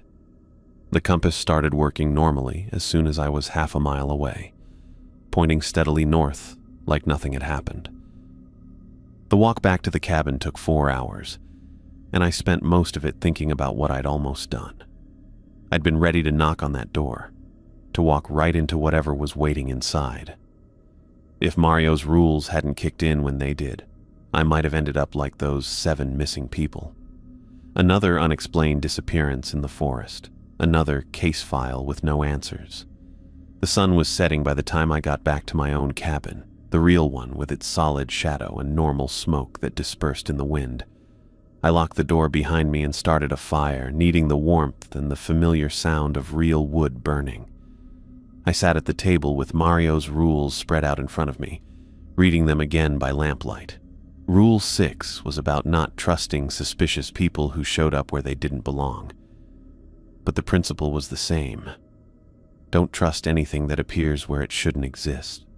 The cabin in the grove was still out there, waiting for someone else to find it, someone who didn't have Mario's rules to warn them away. I spent the night going over my notes, trying to make sense of what I'd seen. The photos on my phone showed nothing but trees where the cabin had been. Just empty forest, like Catherine would find when we went back. 3 days later, she met me at the station with her gear packed and a skeptical look I recognized. Can't say I blamed her. Even I was starting to wonder if the isolation was getting to me. "You sure about the coordinates?" she asked, checking her GPS against mine. "Dead sure. Marked it twice on the way out." We made good time through the eastern sector. Catherine knew the trails better than I did, and she set a steady pace that ate up the miles without wearing us out. The snow had settled since my last trip, making the walking easier. I found myself watching her move through the forest, noting how she read the terrain and adjusted her route without thinking about it. Professional competence. It was reassuring to have someone else out here, someone who knew what they were doing. The deer trail was still visible where I'd followed it 3 days ago. My boot prints had filled in with fresh snow, but the path itself remained clear enough to follow. Catherine examined the trail markers I'd left on trees, nodding approval at my navigation technique. "Good spacing on these," she said. "Easy to follow back out." I didn't tell her I'd been more worried about finding my way back than usual. The cabin had done something to my equipment that day, made me doubt everything I thought I knew about the area. Having backup felt necessary in ways I couldn't explain to someone who hadn't been there. We reached the grove in just under 2 hours. I stopped at the tree line where I'd first spotted the cabin, scanning the clearing ahead. Nothing, just old-growth spruce in the natural hollow where the building had stood. The trees looked exactly the same, positioned in their perfect circle like they'd been growing there for centuries, which they probably had. "This is it?" Catherine asked. "Yeah, the cabin was right there in the center." She walked into the grove without hesitation, checking her GPS and making notes. I followed more slowly, watching for any sign that something had been here. The snow was undisturbed except for our footprints. No foundation stones, no cleared area, no remnants of a chimney. Nothing to suggest a structure had ever existed in this spot. Catherine knelt down and brushed snow away from the ground, checking for disturbances in the soil. Ground's frozen solid, has been for weeks. If there was a building here recently, we'd see some evidence. Cleared area, foundation marks, something. I stood where the front door had been, trying to reconcile what I was seeing with what I remembered. The proportions were right. The spacing between the trees matched what I'd observed. But there was no cabin. Had never been a cabin, according to every piece of evidence except my memory. "Tell me again what you saw," Catherine said, pulling out her tablet to take notes. I went through it step by step. The smoke rising above the trees, the approach through the forest, the cabin itself, with its hand-hewn logs and warm yellow light, the wrongness I'd sensed when I reached for the door handle, the lack of footprints in the snow, the absence of wood smoke smell, the missing shadow. Catherine listened without interrupting, occasionally making notes. Her expression stayed neutral, professional. When I finished, she looked around the grove again, then checked something on her tablet. "No structures reported in this area," she said. "I pulled the historical records before we came out. No homesteads, no hunting cabins, no forestry buildings. Nothing within 15 miles of these coordinates. I know how it sounds. Actually, it doesn't sound crazy. Weird, but not crazy." She stood up and brushed snow off her knees. "I've been working this territory for 8 years. Seen some things that didn't make immediate sense. Usually turned out to have explanations, but not always." That surprised me. Catherine had always struck me as purely practical, someone who dealt in facts and procedures. Hearing her acknowledge unexplained phenomena felt like validation. "You think I saw something real?" "I think you saw something. Whether it was real in the way we usually define real, that's a different question." She gestured at the grove around us. "But you navigated here accurately. Your GPS coordinates were precise. You described specific details about the location that match what we're seeing. The trees, the layout, the sight lines. You were definitely here." We spent another hour searching the area. Catherine was thorough, checking for any physical evidence that might explain what I'd experienced. She found my original boot prints from 3 days ago, partially filled but still visible in the deeper snow. The trail I'd broken through the forest was easy to follow back to where the deer path ended. "Your tracks are consistent with your story," she said. "You approached from the direction you described, spent time in this exact spot, then left the way you came. Timeline matches what you reported. But no cabin, no sign that anything unusual had happened here except for one ranger standing in an empty grove, staring at trees and trying to make sense of his own memory." On the hike back, Catherine asked about Mario's rules. I'd mentioned them in my report, though I hadn't gone into detail about how they'd guided my response to the cabin. "He really gave you a written list?" 6 rules, handwritten, folded up like he'd been carrying it for years. "Can I see it?" I pulled the paper from my jacket pocket and handed it to her. She read through the rules twice, walking slowly to avoid tripping while she studied Mario's careful handwriting. "This is specific," she said. "Not general wilderness safety. These are responses to particular types of encounters." "You think he was crazy?" "I think he was experienced. 30 years in this territory, most of it alone. If he wrote these down and carried them with him, he had reasons." She handed the paper back.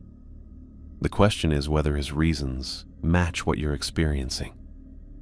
I thought about the voice that had called my name in the dark, perfectly mimicking my brother. The blue lights that had lured me off the trail. The child-shaped figure standing motionless in pristine snow. The pine tree that had moved when I wasn't looking directly at it. The beautiful whistling that had compelled me toward the window until I'd forced myself to leave the station entirely. "They match," I said. "Then maybe the cabin was rule number 6, something that appeared where it didn't belong, trying to get you to trust it." That made sense in a way that bothered me. The cabin had felt wrong from the moment I'd gotten close to it, despite looking perfectly normal and inviting. The lack of footprints, the missing shadow, the straight rising smoke in windy conditions. All signs that it wasn't what it appeared to be. So what was it really? Don't know. Don't think I want to know. Catherine stopped walking and looked back toward the grove, though we were too far away to see it through the trees. "But I'm glad you didn't go inside." We made it back to the station by late afternoon. Catherine spent another hour going through my reports from the past few months, cross-referencing my encounters with historical incident data. She found patterns that supported what I'd been experiencing. "Missing persons reports cluster around this area," she said, pointing at locations on her map. 7 people in 20 years, like you mentioned. But there are also reports of strange sightings going back decades. Lights in the forest, voices calling for help, structures that appeared and disappeared. Other rangers? Hunters, mostly, hikers, people who came back with stories they couldn't explain. She closed her tablet and looked at me directly. People who followed the voices or investigated the lights usually didn't come back to report anything. That evening, after Catherine had driven back to her own station, I sat at my table with Mario's rules spread out in front of me. The paper looked more worn than it had a few months ago, creased from being folded and unfolded, handled during moments of uncertainty and fear. I understood now why Mario had carried these rules for 30 years. They weren't superstitions or paranoid delusions. They were survival instructions, written by someone who had learned the hard way how to coexist with things that shouldn't exist but did anyway. The cabin was still out there, waiting for the next person to follow smoke rising above the trees. Someone who didn't have Mario's warnings to guide them away from the door handle. I had the paperwork spread across the table when I heard the truck coming up the service road. 3 weeks early, but I'd been expecting this. The transfer request had gone through faster than I thought it would. Part of me was relieved. Another part wasn't sure I was ready to leave. The engine sound got closer, then cut off outside. I folded the transfer papers and slipped them into my jacket pocket, right next to Mario's rules. The paper had gotten soft from all the handling over the past year, worn thin at the creases where I'd opened it so many times in the dark. A car door slammed shut. Footsteps crunched through the snow toward the cabin. I stood up and straightened my uniform, checking the mirror by the door. Same routine Mario had gone through when I'd arrived. Felt like yesterday and a lifetime ago all at once. The knock came firm and professional. 3 sharp raps. "Come in," I called. The door opened and a young guy stepped inside, stomping snow off his boots, maybe 24, 25 years old. Clean-shaven, short blonde hair, bright eyes that took in everything at once.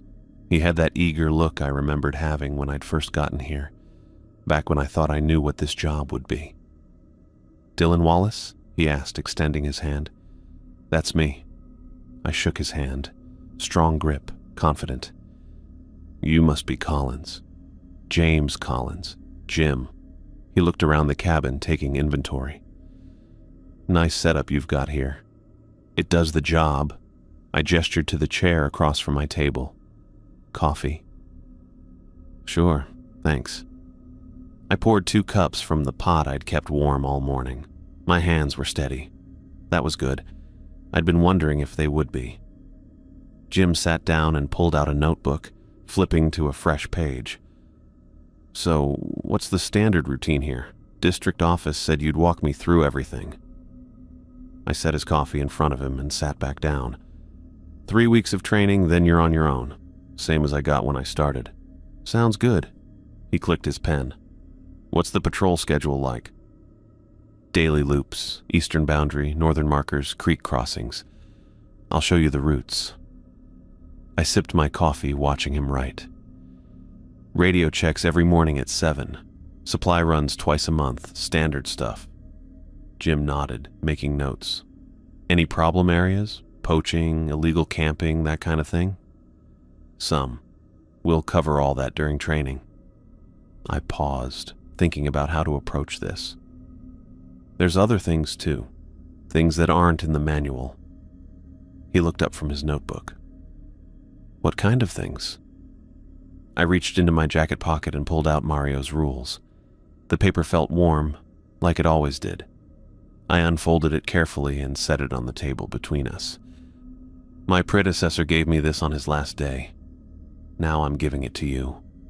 Jim leaned forward and read the first rule. His eyebrows went up slightly. Then he read the second one. By the time he got to the third rule, he was frowning. Is this some kind of joke? He asked. I'd been expecting that question, had asked it myself, sitting in the same chair a year ago. No joke. Don't answer voices calling your name in the dark. Jim read aloud. Come on, man. What is this? Summer camp ghost stories? I thought the same thing when Mario gave it to me. I kept my voice level, matter of fact. Figured he'd been out here too long. 30 years in the wilderness, you know. Maybe it got to him. Jim was still reading. Don't investigate unexplained lights moving through the forest at night. Don't look directly at out-of-place objects during new moons. He looked up at me. This is crazy. Yeah, that's what I thought too. So why are you showing it to me? I took another sip of coffee, buying time to find the right words. How do you explain a year of impossible things to someone who hasn't lived it yet? How do you make someone understand that normal logic doesn't apply out here? Because it works, I said finally. These rules kept me alive for a year. Jim laughed. Not mean, just disbelieving. Alive? What, from forest spirits? From things that shouldn't exist but do anyway. The laugh died on his face. He studied my expression, looking for signs I was pulling his leg. You're serious. Dead serious. He looked back at the paper. Don't touch old personal belongings found in woods. Only mark and report locations. Don't enter areas where music or laughter comes from empty spaces where people have gone missing. He shook his head. This sounds like paranoid delusions. I know how it sounds. Have you actually... He gestured vaguely. I mean, have you seen anything? I thought about the voice that had circled my cabin for 6 hours, calling my name in my brother's voice. The blue lights that had tried to lure me deeper into the forest. The child in the red coat standing motionless in pristine snow. The pine tree that had moved when I wasn't looking directly at it. The whistling that had driven me from the station in the middle of the night.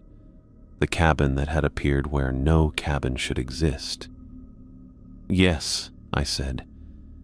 I've seen things. Jim waited for me to elaborate. When I didn't, he tapped the paper with his pen. What kind of things? The kind that make these rules necessary. That's not really an answer. It's the only answer I can give you. I met his eyes. Look, I could tell you stories. About voices in the dark and lights in the forest. About things that look human, but aren't. But you wouldn't believe me. Just like I didn't believe Mario. Try me. I shook my head. Doesn't work that way. You have to experience it yourself before it makes sense. But by then, if you don't have these rules... I tapped the paper. Well, let's just say there's a reason they exist. Jim was quiet for a long moment, reading through the rules again. So what? I'm supposed to just follow these blindly, Don't question anything. Don't investigate anything unusual. That's exactly what you're supposed to do. But I'm a park ranger. My job is to investigate unusual things. Your job is to survive your first year. Everything else is secondary. He set down his pen and leaned back in his chair. This is insane. Yeah, it is. You really expect me to believe that there are supernatural forces in this forest that require special rules to avoid? I thought about that question. About everything I'd learned over the past year. About the chain of knowledge that stretched back decades, passed from one ranger to the next. About Peterson, who'd given the rules to Mario in 1973. About the ranger in '87 who'd ignored them and died for it. I don't expect you to believe anything, I said. I expect you to follow the rules. Belief will come later, whether you want it to or not. Jim picked up the paper again, holding it like it might bite him. How long have these been around? Mario got them from his predecessor in '73. Peterson. Don't know who Peterson got them from. So this has been going on for decades? At least. And every ranger who's worked this station has followed these rules? The ones who survived, yeah. That got his attention. What do you mean, the ones who survived? I told him about the ranger in '87, found dead 2 miles from the cabin, wearing only underwear in a blizzard. How he'd been known to ignore the rules, thought they were superstitious nonsense.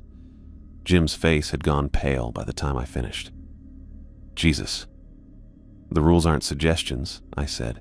They're survival instructions. Written by people who learned the hard way what happens when you don't follow them. He was quiet for a long time, staring at the paper. I could see him trying to process it all, trying to fit it into his understanding of how the world worked. I remembered that feeling. The cognitive dissonance of being told something impossible was not only possible but necessary. So, what am I supposed to do? He asked finally. Just accept that there are monsters in the forest. You're supposed to follow the rules.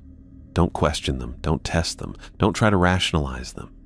Just follow them exactly as written. For how long? Until you understand why they exist. Then you'll follow them because you want to live. Jim folded the paper and held it in his hands. This is crazy. Yeah, but it's also true. How do I know you're not just messing with me? Some kind of hazing ritual for new rangers? I stood up and walked to the window, looking out at the forest. The trees stood silent in the afternoon light, their branches heavy with snow. Beautiful and peaceful. Nothing to suggest the things that moved between them when darkness fell. You don't know, I said. You'll have to take it on faith until you learn for yourself. And if I don't follow the rules? I turned back to face him. Then you'll find out why they exist. And that knowledge might be the last thing you ever learn. Jim was quiet again, turning the paper over in his hands. I could see him wrestling with it, trying to decide if I was crazy or telling the truth. Part of me hoped he'd figure it out before something forced the lesson on him. Another part knew he wouldn't. Nobody ever did. Mario told me the same things I'm telling you, I said. Word for word, probably. I thought he was nuts. Figured 30 years in isolation had gotten to him. I was wrong. What changed your mind? The first time I almost broke rule number 1, when something called my name in the dark, using my brother's voice. I had my hand on the door handle before I remembered what Mario had told me. Jim's eyes widened slightly. Something was actually out there. Something was out there, and it knew my name, knew my brother's voice well enough to mimic it perfectly. Spent 6 hours trying to get me to open that door. What would have happened if you had? I don't know, and I never want to find out. Jim looked down at the rules again. 6 rules. That's it? That's it. 6 simple rules that will keep you alive if you follow them. 6 rules that will get you killed if you ignore them. And you followed them for a whole year? Every single day. Sometimes it was hard. Sometimes my instincts told me to do the opposite. but I followed them anyway. Even when you didn't understand why? Especially when I didn't understand why. Jim nodded slowly. I could see him starting to accept it, even if he didn't fully believe it yet. The same process I'd gone through, the same process every ranger probably went through when they inherited this knowledge. "What about the district office?" he asked. "Do they know about this?" "They know rangers sometimes report unusual incidents. They file the reports and don't ask too many questions. Been going on for decades. And they just accept that. They accept that this is a remote posting with a high turnover rate. Rangers transfer out after a year or two. Sometimes they quit the service entirely. The ones who stay tend to be the ones who learn to follow the rules." Jim was quiet for a moment, processing. How many people know about this? The rangers who've worked this station. Maybe a few others in similar postings. It's not the kind of thing you talk about at district meetings. Why not? Because normal people think you're crazy when you tell them, and crazy people don't get to keep their jobs. He laughed, but there was no humor in it. "So I'm supposed to keep this secret? You're supposed to keep yourself alive. Everything else is optional." Jim stood up and walked to the window, looking out at the same view I'd been staring at moments before. It looks so normal. It is normal most of the time, but when it's not, I shrugged. That's when the rules matter. How often does stuff happen? Hard to say. Sometimes weeks go by with nothing. Sometimes things happen 3 nights in a row. There's no pattern I could figure out. But it definitely happens? Oh yeah, it definitely happens. Jim turned back to me. "And you're leaving because?" "Because I've done my time. Learned what I needed to learn. Now it's someone else's turn." "Where are you going?" "Transfer to a station closer to civilization, somewhere with cell phone coverage and regular human contact." I smiled. "Somewhere the weirdest thing I'll deal with is drunk campers and illegal fireworks." "And you're okay with just leaving, knowing what's out here?" I thought about that, about the responsibility I was passing on to him, about the knowledge that had been passed to me, about the chain of survival that stretched back decades. "I'm okay with it, because I'm giving you the same chance Mario gave me. The same chance Peterson gave Mario. The rules work, Jim. They'll keep you alive if you let them. And if I don't follow them, then you'll become another cautionary tale for the next guy." Jim sat back down and picked up the rules again. "I need to copy these down." I shook my head. "No copies. One sheet of paper, passed from ranger to ranger. That's how it's always been. What if I lose it?" "Don't lose it. What if something happens to it? Then you better hope you've memorized it by then." Jim stared at the paper like it was a live snake. "This is a lot of responsibility." "Yeah, it is." "What if I mess up? What if I forget one of the rules at the wrong moment?" "Then you learn why the rule exists. Hopefully you survive the lesson." "That's not very reassuring." "It's not supposed to be reassuring. It's supposed to keep you alive." Jim folded the paper carefully and slipped it into his jacket pocket. "How do I know when to pass these on?" "You'll know. When your replacement shows up, you'll understand what Mario felt when he gave them to me. What I'm feeling right now." "Which is?" I thought about it. "Responsible, worried, hopeful that you'll be smart enough to listen. And if I'm not, then the next ranger will get a different kind of education about why the rules exist." Jim was quiet for a long time, staring at his hands. I could see him trying to wrap his head around it all. The weight of the knowledge he'd just inherited. The responsibility of staying alive in a place where normal rules didn't apply. "Any other advice?" he asked, finally. "Keep the rules with you always. Don't try to rationalize them or find logical explanations. When something weird happens, and it will happen, remember that Mario warned you. Remember that I warned you. And follow the rules exactly as written. That's it. That's it. The rules are all you need. Everything else you'll figure out as you go." Jim stood up and extended his hand. "Thank you. I think." I shook his hand. "You'll understand someday. When you're sitting in this chair passing the rules to your replacement, you'll understand exactly what this moment means." "I hope so." "You will. If you follow the rules, you will." I walked him to the door and watched him get into his truck. He sat there for a moment, engine running, staring at the cabin, probably wondering what he'd gotten himself into. Same thing I'd done a year ago. He drove away slowly, carefully navigating the Forest Service road. I stood in the doorway until his tail lights disappeared through the trees. The cabin felt different with him gone, emptier, like something had shifted. I'd carried Mario's knowledge for a year, and now it belonged to someone else. The chain continued, unbroken. I went back inside and started packing my gear. Didn't take long. A year in the wilderness teaches you to travel light. I left the radio equipment, the emergency supplies, the maintenance tools, everything the next ranger would need. But I kept one thing, a small notebook where I'd written down my experiences. Not the official reports I'd filed with the district office, but the real story. The truth about what happened out here. Someday, maybe someone would need to know.